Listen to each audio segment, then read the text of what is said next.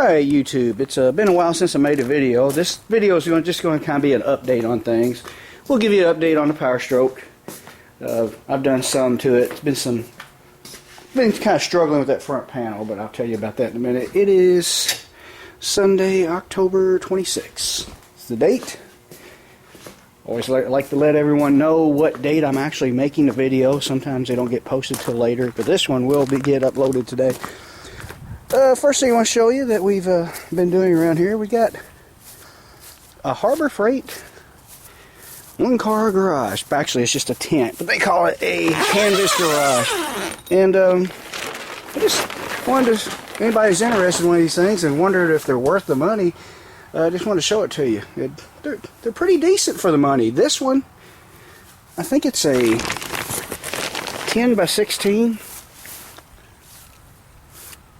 I think that's dimensions on it. It looks a lot longer than it is wider though, so I'd have to find the box and take a look. But actually the box is in here. What was it? I thought it was a 10 by 16. But as you can see, the tractor fits quite nicely in here, and got my couple of lawnmowers, my wheelbarrows, which has been sitting outside and filling up with water, which I didn't like. But here's the box. But anyone that's wondering about it, okay, it's a 10 foot wide by 17 by 8 foot tall. Okay, but I was skeptical about it. I mean, you're always curious as to how much wind will it take to blow one away or destroy it. I wouldn't put a super nice car in one of these for a long period of time.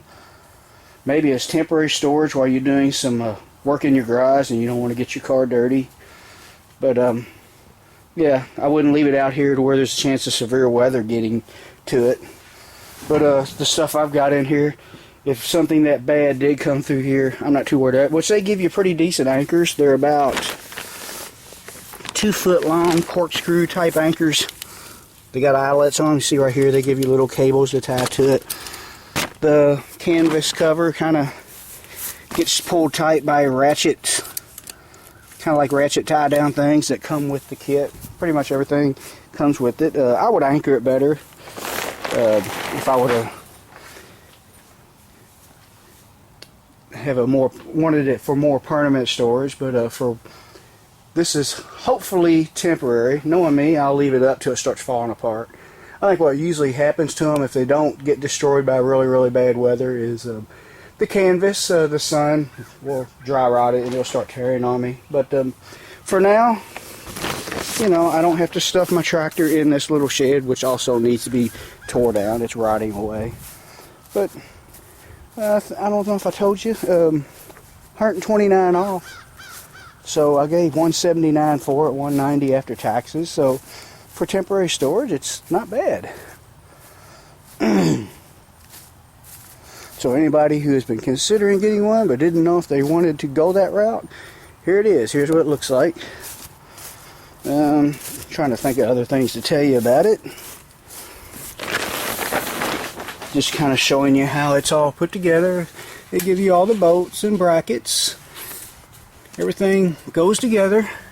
These elbows up here, make sure when you read the instructions, I'm not going to dig the instructions out for you.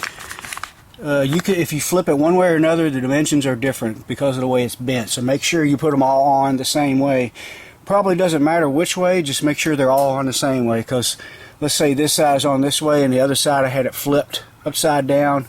Well then the bend would be higher up or lower, like from there to there. So that's something to be careful of when you're assembling the frame of it.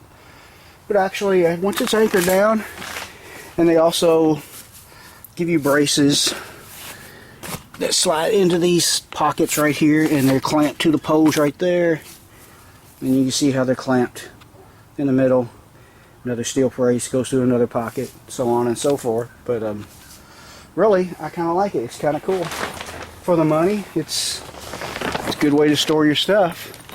If you are tearing down an old shed or going to build a shed and don't have anywhere to put your stuff, well then there you go. Now, on the powerstroke, this video is not going to be very long. I know it doesn't look like I've done anything. I've been struggling with this front panel. In my last video, If I remember right, I showed you we got a very bad warpage. We got rid of that. Remember how bad it was warped? Well, we got rid of that by cutting that and relieving the stress and welding back together. And that worked out great. That is very good and straight. We have spread a little body filler here, and we're starting to get that bottom worked in. I know it looks like a lot of Bondo, but it's not. This is Dynaglass, good durable stuff. And let's see, we had to do another weld seam right here. This was warped. Now this is where I was struggling. This side was pretty much warped the same way, so I made a cut here and did just like the other side, but every time I welded it back up, this thing just kept bowing back to where it was, the heat of the welder. No matter how slow I tuck it and how low the settings were on a welder, once I started welding, I had it clamped up, and then I get it all tacked on, and then once I started trying to welding, I didn't weld it solid. I did it the way you're supposed to, which I have explained it.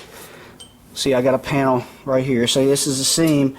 You know, I'd tack a bead in the middle, another bead 1 inch from the edge of the cut here, one bead here. I mean, just barely, just like that. And then I go 1 inch apart, stop, let it cool. But even that didn't work. I mean, no matter how much slow and patient I was with it, it kept warping on me. So, like this part here was warped. I had to fix it. That took 2 attempts. This side, right here, I did it over so many times that I had to finally cut a section out because I had pretty much done welded the metal too much. After you do that so many times, it's just unworkable. But what I did the last time that helped, if you can see, move my camera here, you can see there is a rectangular shaped patch panel that I made. Instead of making one cut, I ended up cutting it all out. And this metal here is slightly thicker than the original steel of the bed. And for some reason or another, it still worked out okay. And it kept it from warping. I just tacked it all the way around 1 inch apart and then went back and welded it, ground it down. And it's not bad. I mean, it's not perfect, but whenever you weld patch panels in, you are going to have to use some body filler. But this is much better because I had like a 1/8 inch gap, or maybe even more, right about here. Right now, as you can see now, it's just a very minimal gap, maybe a 30 thousandths thick gap. So that means the body filler, even though I'll be spreading all the way across to get it flat, will be very thin. And that's the whole idea behind beating dents out of panels before you just fill in a huge dent with Bondo. And you're going to have to use it anyway, but you want to use a minimum amount, a very thin layer. That way it's less likely to crack, and it's just better to do it that way. And what else? I bought me a dolly set, cheap Harbor Freight. As you can see, I'm always going to Harbor Freight. I don't like China-made tools, but things are so expensive, sometimes we have no choice. And a lot of times the more expensive stuff now is still made overseas. So, but that's my first hammer and dolly set. Like I said, cheap set, but I really like it. You got a selection of hammers, all different kinds of shapes here. You got your nice little flat hammers. You got this right here is handy. Several dollies. But I kind of like it. It was worth it. Maybe later on down the road we'll find some good old American-made ones. Don't matter, I'll just use those.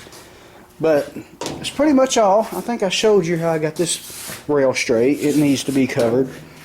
And I'm also considering bed caps. I'm not sure if I want them or not. The ones I really want, stainless steel with the hose, are almost $300, and I don't know if I want to spend that much on those.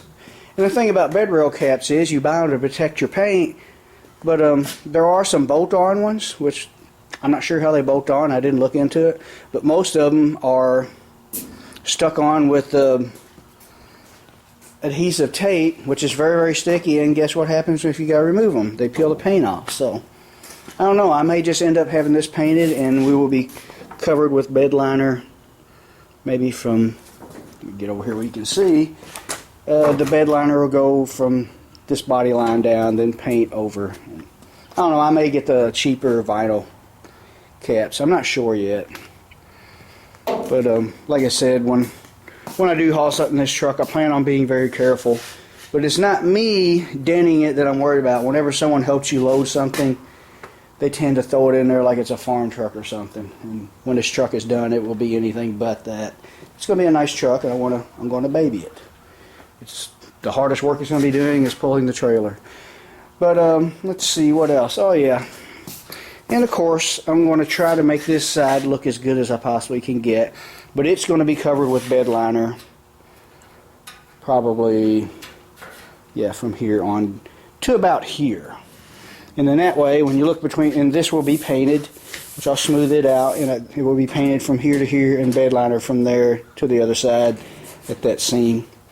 Because this old panel was so beaten up and warped, and I created a lot more dents, beating the warpage out of it, beating a lot of dents out, that there's no way I can make it look good enough to paint. But it wouldn't really matter. It's going to be hidden between the cab and the bed anyway. I still want it to look halfway decent before I put it together. So I know, like I said, I haven't made a lot of videos here lately. Hopefully I can get enough progress done where I can show you something a little different. And that's why I haven't made a lot of videos on this, is because even though I've been busy with it, mostly struggling with that part right there, really there hasn't been much to show you as far as video. It's just repeat of other stuff I've already videoed. We're just spreading Bondo and getting this old bed straight. The metal work, I've already showed you some stuff on that, how I go about doing it. So there's really nothing new for me to film until we make a little more progress on the bed. So yeah, for those of you who are asking to see more, thanks for being interested in it though. I'm glad to know that you're wanting to see how I'm coming along with this and you're watching my videos. I appreciate it. So I'm going to cut this video short. I'm getting to where it's turning into a long blab session. Just want to show you where I'm at. Just want to say thanks for watching. Thanks for the new subscriptions. Thanks for the likes, the thumbs up. Appreciate that. And hang in there. There'll be more videos later as we get more work done. Winter's coming. There's less work to do around here outside the garage, and hopefully I can spend more time in the garage. Thanks for watching, and there will be more.